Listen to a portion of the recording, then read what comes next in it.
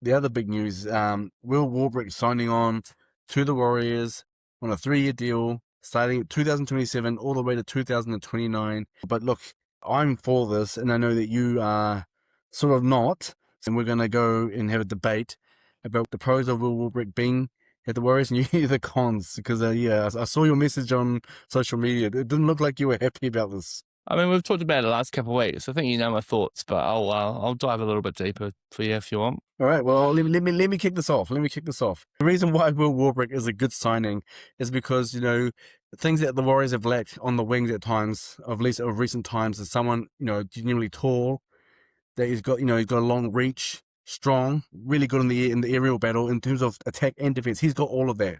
And he's fast. What more do you want in a winger? He got a second 4-try haul, even though they lost to the Cowboys. He scored 4 tries. He's still got it. He's going to bring it over, and he's going to do the same thing. So, yeah, that's my first point. Bring it.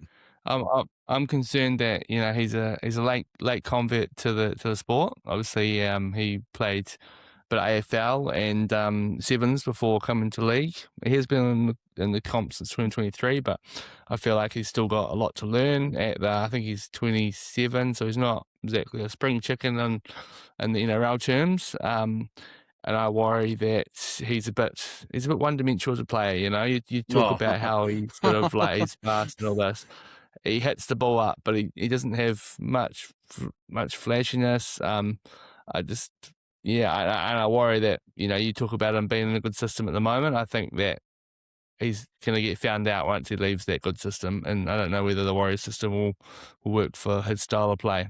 Nah, I mean, he's had 60 appearances since he joined in the NRL, and he has scored 43 tries. He averages 150 meters per game throughout his league career so far, and just this season alone, he's averaging 170 meters per game. So he's actually getting better, and he's going to get even better with the Warriors. I think it's a great asset for the Warriors, especially where you got Mellors as well, being another tall guy there. So I think it's a great signing. Yeah, I just don't know if a winger is what we need. I think we're more need of an elite centre, and I've talked about this a lot recently. I think defensively there's some real issues there. A lot of people are like, we can't play Camperera at the moment because defensively he's got issues.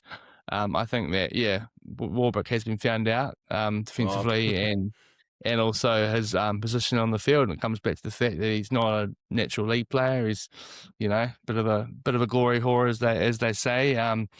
Playing X amount of different sports.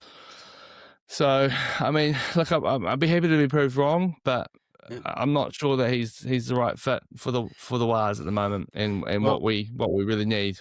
And I don't know what we're spending on him, but I'm sure we're paying overs. I'm 100% sure we're paying overs on him. All right. Well, the stats don't lie, mate. 43 tries and 60 appearances, as I just said. Averages, every day at the moment. Good for a winger, though? Hey? Is that even that good for a winger? I think so. No, it means he's a good finisher. He's a good finisher, when he gets a chance, he takes it. And I reckon, like I said, he scored a 4-try haul against the Cowboys the weekend. Even though it was a losing game, he still scored 4 tries. He knows how to put the ball on the try line. He knows how to do it. He knows how to do it. It's the job of a winger, bro. Yeah, but it doesn't mean all the. It doesn't mean they're all successful though. He is successful. He does it really well.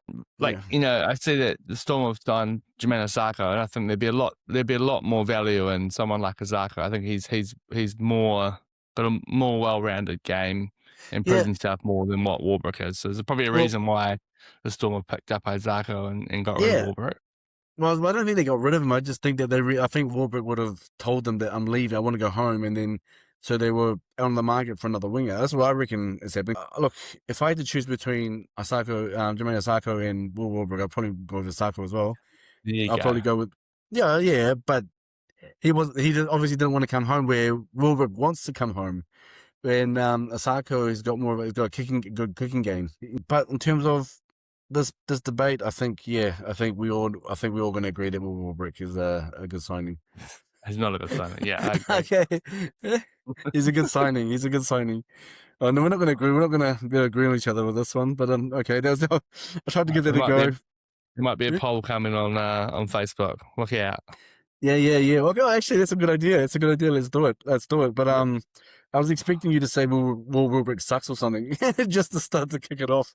I thought you were going to go straight into it like that. Mate, like I think he's good in the Melbourne system, but I just have my questions and like it's happened to a lot of players who've left Melbourne and not been able to keep up their dominance.